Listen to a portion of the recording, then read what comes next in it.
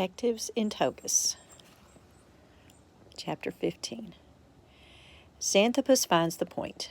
"You?" the boys exclaimed. "Yes," said Cassius. "I copied his handwriting." The boys clustered around him in excitement. "What made you do it?" Mucius demanded. "I wanted to get even." "Then you were the one who broke into Xanthippus's house?" Flavius cried. Cassius nodded. "What did you hit him on the head with?" Antonius wanted to know. "With my fist," Cassius said. "Did you also denounce Rufus to the prefect?" Mucius asked with terrible sternness. "No, that wasn't me," Cassius said. "I only wanted him to get a licking. I never thought he would be sent to prison." At this point, Publius pushed forward and asked suspiciously, "How were you able to fake Rufus's handwriting so well?" Cassius hesitated for a moment and then growled unwillingly. "I filled the grooves in the wax with red paint and pressed the tablet against the temple wall." Publius was taken aback. "That's pretty slick," he admitted. The others were equally astonished. They never would have thought of so simple a trick. Only Julius sat pondering, a frown on his face. "Cassius isn't as dumb as we always thought," Publius said. "He even fooled Scribinus."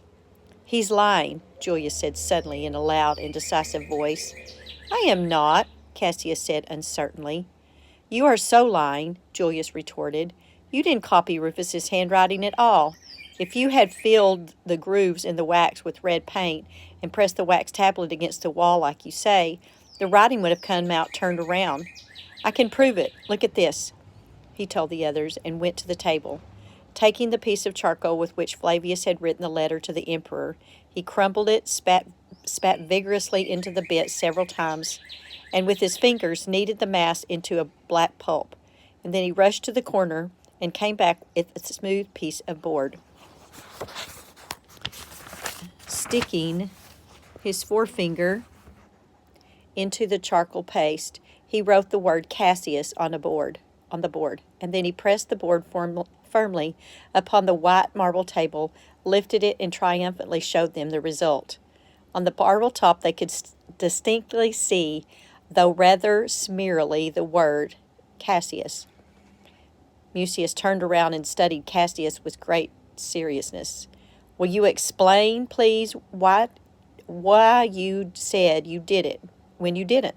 he asked sternly. Cassius stood with compressed lips, but abruptly he turned red and said, "Take me to the prefect and tell him I did it, and then Rufus will be released." "Oh, so that's the way the wind blows," Publius said scornfully. "I suppose you're sorry now that you tattled to your father about Rufus," Mucius said. Cassius nodded. "It's my fault he's in prison," he muttered guiltily. "Well, it's decent of you to admit it," Julius observed with more friendliness. Let's be nice to him again," Flavius said. "He's sorry about it." "I'm not sorry about anything," Cassius mumbled crossly.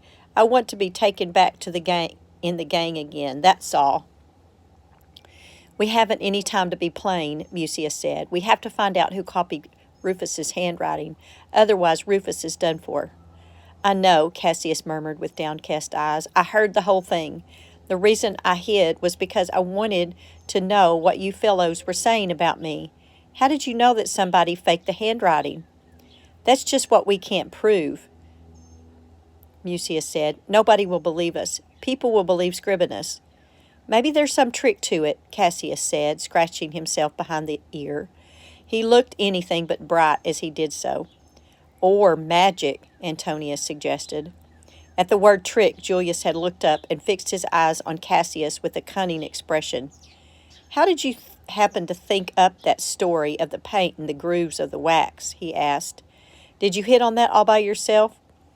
"I once watched the way our cook baked cookies," Cassius replied. "The cookies were all shaped like letters. That was a long time ago, but it made a big impression on me. He had wooden molds which were shaped like letters. He placed the molds on the bronze platter, and then he poured the dough into the grooves of the letters and put the platter in the oven. When he took the platter out later and lifted the molds, there were the baked letters right on the platter. He gave them to me so I could learn to read, but I ate them." Heavenly gods help me, Julius murmured, overwhelmed. I bet I have it. Have what? Of course, that's the way it was done.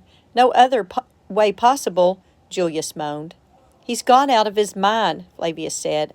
An evil spirit has got into him, Antonius said. Let him talk, Mucius shouted at them. I know how Rufus's writing was copied, Julius said. Someone pierced through the letters on his wax tablet and then pressed the tablet against the wall and ran a brush dipped in red paint over the grooves. That way, Cassius as a dumbbell would appear on the wall just as Rufus wrote it, just the way Rufus wrote it. It took a while for the others to grasp what he meant, and then they all cheered him loudly. Julius had solved the mystery. Flavius Antonius danced with joy. Mucius pounded Julius on the back. You're a genius, he praised him. Cassius alone had not understood a word of the explanation, but no one had expected him to. Even Publius had nothing to criticize this time. I had a hunch it was something of the sort, he said with a grin. Let's have that letter, Mucius said. We must add this explanation. Rufus will certainly be freed today. Flavius had to sit down at the table again, and Julius and Mucius began dictating the postscript about the forging of the script. But before Flavius could finish the last sentence, they heard the well-known voice at the entrance saying, So I finally caught up with you scoundrels. And in hobbled Xanthippus, leaning on a stick. The boys gaped. Xanthippus himself in person? What could have made him seek them out in their cave? Certainly nothing pleasant, and sure enough, Xanthippus was in anything but a sweet temper. If Rumpus hadn't told me you might be in your cave, I would have never found you, he scolded. Lovely tales I've been hearing. Groaning, he limped toward them, paused, and looked around for a seat. Mucius hastily took a box and offered it to their teacher. Xanthippus cautiously settled down on the box and glanced around with a frown of disapproval, for the cave was not exactly a model of neatness. And then he went on. Rufus's mother and Rumpus came to see me. They had the idea that you might be at school. But, of course, you weren't to be found. Livia told me about this sorry mess with Rufus. A terrible thing, terrible. There isn't much I can do, since I am not a Roman citizen, but I assured her of my support. My leg still hurts like the devil, but I went looking for you. I had to rent a sedan car with 2 bearers. They're waiting for me outside, and every minute is costing me money, so hurry up. What did Lucas say? The boys remained shamefacedly silent, and finally Julius murmured, For some reason, Lucas didn't use his second sight for us. But we found out for ourselves that Rufus is innocent, Mucius declared proudly. So you have you? Xanthippus said, You might have taken the trouble to let Livia know, leaving that poor woman in suspense all the time. Is that nice? We wrote a letter to the emperor first, Julius said. Xanthippus raised his bushy eyebrows. You wrote a letter to the emperor? We wanted to show that Rufus is completely innocent and asked him for a pardon, Mucius said. Where is this fine letter of yours? Here, Mucius handed their teacher the book on which Flavius had written the letter. Xanthippus moved closer to the light, unrolled the parchment, and began to read. How long, O Catiline, will you continue to abuse our patience? How long will you continue to mock us with your madness? Will your unbridled impudence never cease? He broke off, stared mystified at his pupils, and asked, What is the meaning of this? Why do you drag in Cicero's oration? It happens to be a copy of Cicero, Mucius said. Our letter's on the back. You might have told me that in the first place, Xanthippus growled irritably. He turned the roll over and silently read the letter, and then he looked up and asked darkly, Who wrote this? I did, Flavius admitted. A frightful piece of work, Xanthippus snarled, swarming with mistakes. Your spelling is disgraceful. I'll see about this when school begins again. He tossed the parchment roll on the table. Furthermore, your logic is full of holes and your proofs are worthless, he continued. I'm not surprised that you are all so bad in mathematics. Sit down. The boys obediently took seats on the boxes. No place was left for Flavius, and he had to sit on the floor. Does any one of you have the faintest recollection of Pythagoras? Xanthippus asked. The boys nodded eagerly, although they no longer remembered what Pythagoras was all about. Is it is in a right angle triangle, the square of that hypotenuse equals the sum of the squares of the two sides. What do we call such a statement? Xanthippus asked. A riddle, Mucius murmured. Xanthippus gave a withering look and then turned contemptuously away and called, Julius. A proof, Julius replied. Wrong, Xanthippus said. It is a hypothesis. A hypothesis is a statement which must be proved before it can be accepted as true. The so-called proof in your letter are nothing more than hypotheses. Did anyone see Rufus in the baths of Diana? No, Mucius admitted. Then you have no witnesses, and without witnesses you can prove nothing. Now, how about forging of the script? It is possible that Rufus's writing tablet was used as a pattern, but who's to say that Rufus himself did not do it? Julius raised his hand. Yes, Xanthippus said. Why should Rufus go to all the trouble of piercing through the wax when all he had to do was write on the wall? Have you ever tried writing in the dark? Xanthippus asked. Julius had not thought of that. You see, Xanthippus said complacently, you don't even write well by light. The other boys laughed. Julius looked insulted. Quiet, Xanthippus commanded. I'm not here to amuse you. Then do you think Rufus is guilty? Mucius asked timidly. Xanthippus suddenly flew into a rage. The vein stood out on his temple. Did I say that? He barked. No, Mucius stammered. Then don't ask such silly questions. Xanthippus stared down at the table, pondering, and the boys did not dare to stir. They were waiting for more hard words and sarcastic questions. Livius should have known better than to get Xanthippus into this. He couldn't believe that anything they did was any good. All he could do was interfere. When Xanthippus looked up again, however, it seemed to be in a somewhat milder mood. I know Rufus, and he isn't the kind of boy who goes around defacing temples, he said. We'll save him yet. The boy's spirits rose. Xanthippus was capable of human emotion after all. Delighted, Mucius cried out, We've been racking our brains trying to think who really did it. Xanthippus asked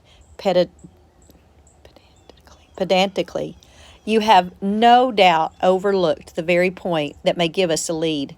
Mucius, tell us once more, very carefully, all that you have so far learned about the whole affair in regard to Rufus. I want every little point. Even something that seems unimportant may give us a clue. Mucius stood up as if he were in class, took a deep breath, and began somewhat clumsily to tell the story. But as he went on, he gained assurance. He gave a blow-by-blow description of everything that had happened since the fateful quarrel between Rufus and Cassius, what he had done and what the other boys had done, what they had discovered, what conclusions they had drawn. Now, for the first time, he saw some use in all the drill that Xanthippus had given them in the art of public speaking. When he finished, Xanthippus nodded approval. Take your seat, he said. Mucius sat down. Xanthippus reflected for a while, and then he pounded his stick twice against the rocky floor of the cave and said, We have our point to stand on. The boy stared at him in suspense. Our point is the newspaper report, Xanthippus went on. What occurred to you when you read the report about the defacing of the temple? Nothing, Julius confessed. We were angry, Flavius said. On the contrary, you should have been pleased, Xanthippus declared. The newspaper report proves to us that Rufus is not guilty, that, in fact, he is completely innocent. Why? The boys chorused. Because the newspaper article was written before the defacing of the temple was committed, Xanthippus said. Do you understand? The boys did not. Then I shall have to explain this simple matter to you, Xanthippus sighed. The censor's office, which publishes the paper, does not open until the 3rd hour of the day. The first task of the officials is to post the morning newspaper in the forum, but the reports for the newspaper are written the night before. You see, they're written in script, and that requires much time and trouble. If the officials only began in the morning, it would be very late before the first edition appeared. Therefore, one copyist and one official to receive reports always remain in the office at night until the fourth or at least the fifth hour in order to gather material and write the stories. I myself once worked at the censor's office for several years, so I know exactly what the procedure is. Sometimes couriers with especially important news items arrive late at night. The items are published the next day. Now the item about the defacing of the temple appeared in the first morning edition. That means it must have been delivered at the censor's office by the fourth hour of the night at the latest. I hope all this is penetrating your thick skulls so that I won't have to repeat it 10 times. The boys nodded assent. They were gradually beginning to realize how the newspaper report fitted into the mystery, although they still did not see how it could help them track down the real culprit. According to the testimonies of the two policemen, Xanthippus continued, there was nothing on the temple wall between the fifth hour of the night. Accordingly, the newspaper report was written before the defacing of the temple, and that should give us something to think about. Couldn't this have been an exception in the item added to the bulletin in the morning? Julius asked. Such exceptions do occur when there's news of really unusual importance, which this is not, Xanthippus stated. But we have even clearer evidence that no such exception was made for this particular item. Mucius said that the report was about in the middle of the newspaper, among other reports. Is that right? Yes, the boys chorused. That proves that it could not have been added in the morning, or it would have been placed on an extra board. Besides which, the item was unusually long. Most news items are published in very brief form, especially the extras. The officials, therefore, must have taken time to write it out in full. The length of the report, moreover, suggests that it was sent by a very important personage, so that the officials did not dare to shorten it. Xanthippus stood up and began hobbling back and forth, leaning on his stick. We therefore have to consider the following points, he continued. How did this important personage know that Cassius as a dumbbell was going to be written on the temple wall? What was his interest in seeing that incident was reported in the newspaper? Why was suspicion so obviously pointed toward the pupils of the Xanthos school? And finally, who is this personage? This last question is the first matter we have to discover. It ought not to be too difficult. For example, if we know which courier delivered the report at the censor's office, we can find out who sent him. I am unfortunately out of commission. My leg hurts, and I must go back home and lie down again. You boys will have to find out who the courier was. Go to the censor's office and ask to speak to the official who receives the night reports. Ask him which courier brought the item about the defacing of the temple. Then come to me at once and we will see what our next step is. But kindly hurry up this time and don't waste your time on idle talk and silly letter writing. Good luck. He hobbled off toward the exit. What will we do if the report was delivered by an unknown courier? Julius called after him. Xanthippus turned around. No official would accept a report from an unknown courier. The couriers must carry credentials with them. Any official who publishes a false story can be punished by death. And now don't ask so many questions. Get to work.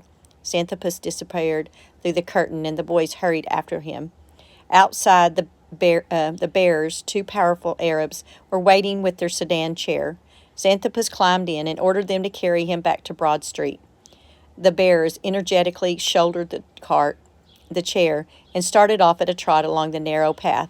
Xanthippus thrust his head out once more and called to the boys, "You better clean up your cave. It's a regular pigsty." And then he disappeared around a turning. "We didn't invite him," Publius remarked. Did you understand everything he said?" Cassius asked. "I shudder to think of what we'll be in for when school starts again," Flavius said, sighing. "If you ask me, Xanthippus has been pretty decent," Julius commented. "He's really trying to be of help. I guess he's sorry he treated Rufus so badly." "He's really smart," Julius said appreciatively. "We never would have thought about that newspaper business. The important personage must be a whopping big crook," Antonius said. "Are we really going to the censor's office?" Flavius asked worriedly. "Of course," Mucius said, "and right away. Let's go. Follow me."